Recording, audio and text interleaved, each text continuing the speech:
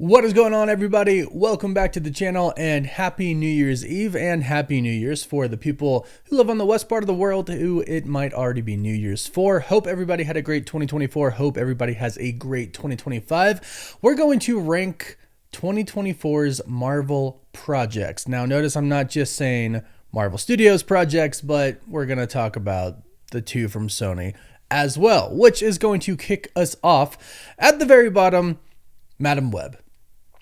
I'm not sure I need too much explanation for this one as why it's falling on my list here. Let's see, there are 1, 2, 3, 4, 5, 6, 7, 8. So 8 for me is Madam Web. I do want to say that I feel bad for the people involved. I feel like there were some casting issues, like Sydney Sweeney, her character, although I did like the character, I feel like it was a miscast. I also feel like Dakota Johnson was a miscast. But I do feel bad for Dakota Johnson and everybody involved because it's pretty clear at this point in time, whatever script they saw was not the movie that we saw. It was changed a lot. Sony even came out and said, yeah, they changed like a ton of it. So I feel pretty bad. When stuff like that happens, of course, you're not going to have a really great movie unless all the changes that are happening are just amazing changes. But sadly, that just wasn't a good movie to me. If you liked it, that's fantastic. If you liked any of these that I put at the bottom, I'm happy for you. I never say anyone's wrong for liking anything at all. I wish I liked everything, but unfortunately I don't. And that brings me right into the next one, Kraven the Hunter. It's what I expected it to be. At number 7 is Kraven the Hunter, and I'm glad it beat Madam Web at least. And this might not beat Madam Web for some people because I've heard some people talk about how they thought it was really bad. The thing for me is, anytime they showed some action with Aaron Taylor Johnson as Kraven, it was actually pretty good. The issue is, and this is really a Sony issue, and it's really why I'm glad they're not really doing anything anymore. The issue is Sony doesn't really know what we want, and there's a lot of other stuff thrown into Kraven the Hunter. If it was a movie pretty much just focused on Kraven doing awesome stuff, that would have been a pretty good movie. I also could have had Rhino looking a little bit better, but this, to me, unfortunately, was a waste of talent for Aaron Taylor Johnson. He did really well at his part playing Kraven the Hunter. Can't say anything bad about him. It's really just the structure and the story of the movie that is the problem, which unfortunately is a Sony problem, and we will talk about that a little bit more. But coming in at number 6 for me, What If Season 3? Now, if you followed the channel for a while, you probably know that What If doesn't really excite me that much. It's a project that's kind of like a one-off project that doesn't really tie into the MCU. It kind of does now, right? We have the Guardians of the Multiverse, and now we seemingly have the Exiles at the end of What If Season 3. I will say, I did enjoy the scenes of the finale for What If Season 3. I thought it was really cool, but the entire time, I'm sitting there thinking, like, this would be awesome if it was live action. Like, it would be awesome if it was live action. They had some cool ideas in there, but What If Season 3, to me, was a pretty big miss. I didn't care about a lot of the episodes, and I went and given it a chance because, you know, I covered What If Season 1, and then I just kind of couldn't get into it. So I was like, hey, I'm not going to cover Season 2 or Season 3 since it doesn't really have much to do with the overall MCU and the connectivity of it. I'll talk about it when it does get connected to the MCU, which I've done. They name dropped Reed Richards of the Fantastic Four, and I do believe that this watcher, Watu, is going to be the watcher of the live action universe. But to me, like the Howard the Duck and Darcy episode, what are we doing here? Like, why? Like, out of everything you could have done, why was this one that made the cut? I just didn't find the episodes very engaging, entertaining. It's hard for me to really engulf myself in the world of What If, so it comes in at 6 for me. But number 5 for me was Echo, and I know some people were hating on Echo, but to me, this wasn't all that bad. It had a lot of really cool elements to it. It was definitely, for the most part, except at the end there where she kind of uses her powers on Kingpin, but for the most part, pretty grounded story. I do like Maya Lopez. I'm curious to see how we go into this with Daredevil Born Again. I'm curious to see if we see Echo again. I do like the character, and actually my family, you can never tell because I am just so pale skinned, but I'm actually Choctaw Indian. A small percentage of me, obviously very, very small percentage of me is, but my grandfather told me, a lot of stories and a lot about our history and stuff like that. So I was kind of into this a little bit more than maybe most people were. It doesn't make the top of my list, but I still think it was a decent project. I think it suffered from all episodes being released at one time, and I think the story could have been more solid, but overall it wasn't terrible. I managed to get through it, and at the end of it, I didn't think it was a waste of time for me to watch. You may feel different, but for me, that's how I feel. The next one, Venom: The Last Dance. I said we'd talk about Sony and their storytelling again, and it's really funny to me because I think a lot of people, I can't say everybody obviously, but a lot of people really do enjoy Tom Hardy as Eddie Brock / also as Venom interacting with himself. Basically, I think people enjoy the rom-com relationship that Eddie and Venom have with each other. And to me, that made the movie for Venom: The Last Dance. Now, I'm not saying it was a great movie, but I did enjoy it. I stated before in a quick review I did on Instagram and in Reels and stuff, like, I just shut my brain off and knew that the movie probably wouldn't make too much sense, which it didn't, but I just sat there and I enjoyed Tom Hardy playing these two characters. And it ended up being a good movie, not a great movie, but a good movie. And I'll say what kind of everybody says when the movie's not too good, but they had some laughs and stuff like that. It was fun. I did think it was a fun movie, but that is because I did shut my brain off and just knew what it was. The plot holes, I mean, there's plot holes. That's all I'll really say, is there are plot holes. And sometimes I was bored, but there were some really entertaining moments as well. But, the dance scene, it's like, hey, we can't fully transform. Oh, I'm going to fully transform so I could dance. And then they found them. It's like, okay, well, you would think that the threat of like their world and the entire perhaps multiverse being destroyed would take higher priority of a dance, right? In Vegas. Is what it is. I get it. They thought it would be like an entertaining scene, but it is what it is. I enjoyed it. I didn't hate it. I wasn't bored the entire movie, only for a few parts. I thought there were some good parts in it, and I laughed a bit, probably sometimes because jokes were funny and probably a lot because they weren't so funny, but I don't know. I enjoyed it. Next for me, coming in at number 3, Agatha All Along. Very surprised with this one. I do love Catherine Hahn, and I did like the character Agatha.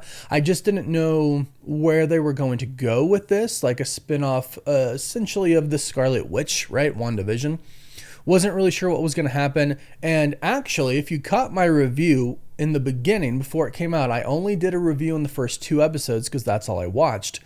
I didn't really enjoy it. The first episode I thought was a complete waste of time because she's inside of, the spell the entire time. We knew it wasn't real. We knew it was fake. So, it's about her busting out of it. I get it. But at the same time, I'm like, we just wasted so much time. Like, we could have gone into it a lot faster or shown something else because we all knew that she was in a spell and it wasn't real. So that was like the biggest thing for me that kind of threw me off the first episode. At the end of it, it got kind of cool. And then the next episode was recruiting everybody, which can be slow, kind of depending on how you do it. But for a lot of things, it can be really slow if you're just going around recruiting people, learning a little bit about their story. But by the end of it, I was like, okay, I think now is when I can probably start to really get into it. And as we got into it, I was like, okay, yes, with each episode that came, I got more and more into it. And at the end of it all, I thought it was actually a really great show. I really enjoyed it. I think I loved every character that was in it. Really sad about some characters that didn't make it out alive. I thought maybe at the end, and spoiler alert if you haven't seen the ending of Agatha All Along, when they revealed that Billy made the road, maybe he could have brought them back. Maybe they weren't actually dead. But the death part was really, really cool. The trials were pretty cool for the most part. And I don't really like spooky stuff, but I wouldn't really call that too spooky. Like, I thought it was perfectly fine. So overall, Agatha All Along was a very pleasant surprise to me. I super enjoyed it. I actually would give Agatha All Along like an 8.5 or 9 out of 10. That's how much I really loved it. But the next two, I loved even more. Coming in at number 9, or number 2, I guess, right? Number 2, X-Men 97. This was, I can't say pure nostalgia because the writing actually was incredible for it, but a lot of nostalgia for me. I think some of you might have seen, I've posted a few times, I've put in some videos, a picture of me when I'm like 5, dressed up as Wolverine for Halloween. Like, I've loved Marvel and been into Marvel since I was very, very young. And it's a blessing that I can talk about Marvel as a career now, and I owe it all to you, and I thank you all very much for that. But X-Men 97 has always held a special place in my heart because of the animated series that came before it. Like, I just remember watching it as a kid, watching it with my dad, who's no longer with me. And it's just, it lived in here for a while, the animated series. And so when they announced that 97 was coming out, I was like, oh my gosh. And then they said, like, this is just picking up where the animated series left off. I was like, this is incredible. And I don't typically like animated stuff nowadays. That's like one of my things with What If. That was one of my I was just very hesitant with Across the Spider-Verse, but I ended up really liking that as well. And Into the Spider-Verse, yes, and hopefully Beyond the Spider-Verse. But I was just so excited.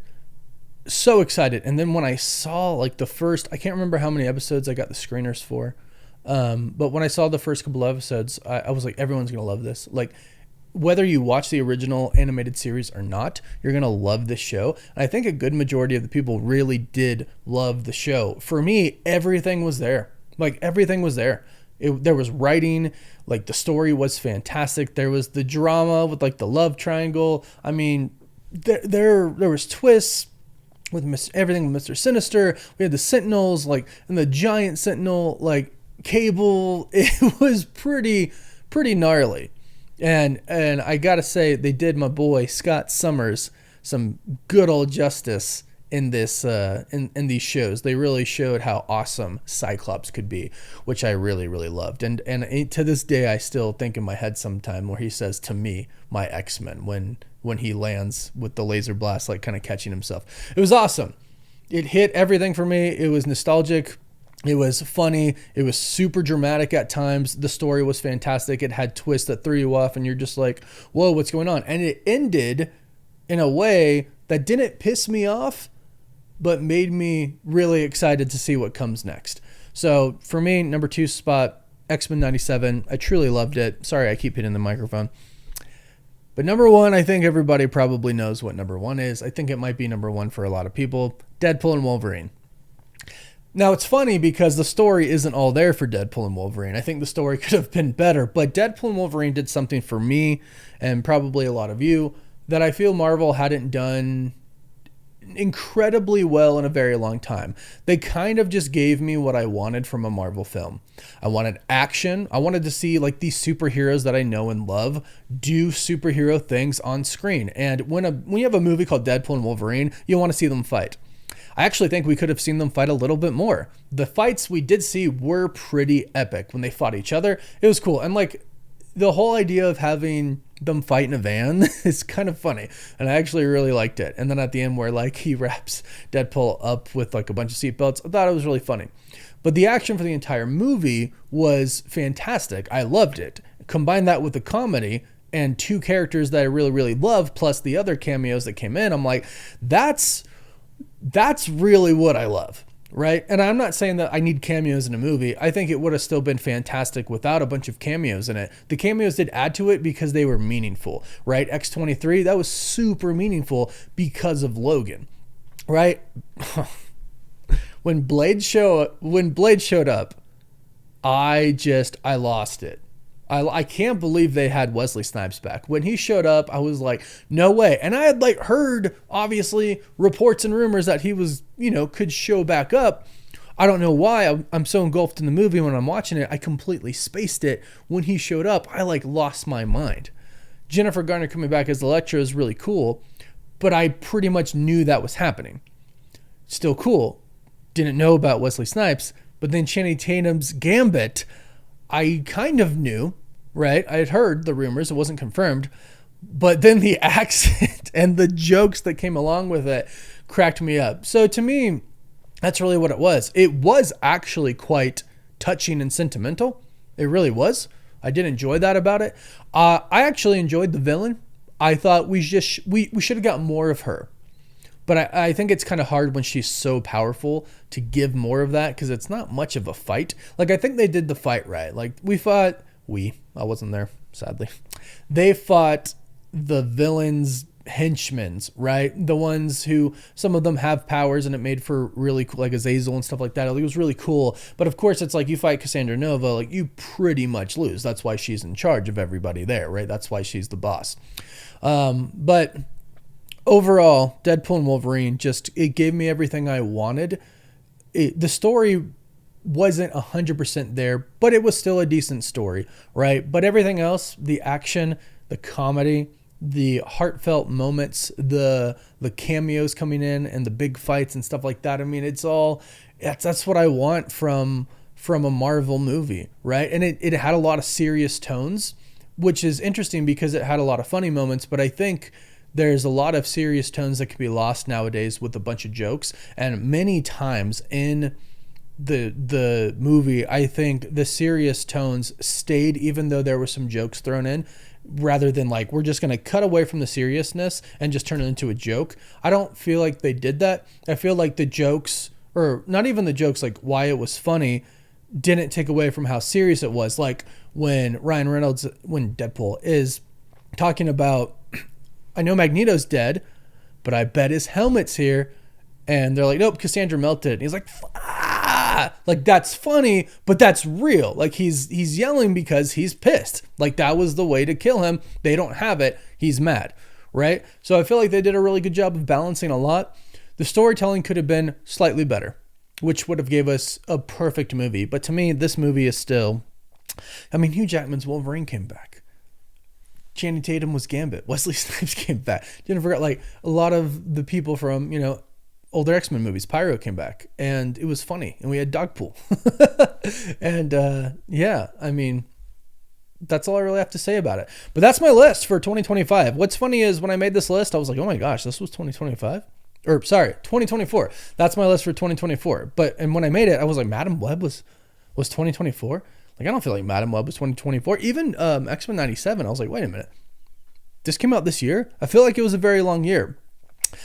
But there it is. What is your list? What would you change from my list? I have a feeling, of course, people will be very opinionated about this and have a different list in mind. I welcome it. Please tell me what your lineup was for 2024, and also tell me what you are most excited for 2025. That will be a video I do later. Hope everybody has, first and foremost, a safe night tonight. Please be safe out there, but a fun and wonderful New Year's Eve and a great start to the New Year's. I will see you all next year.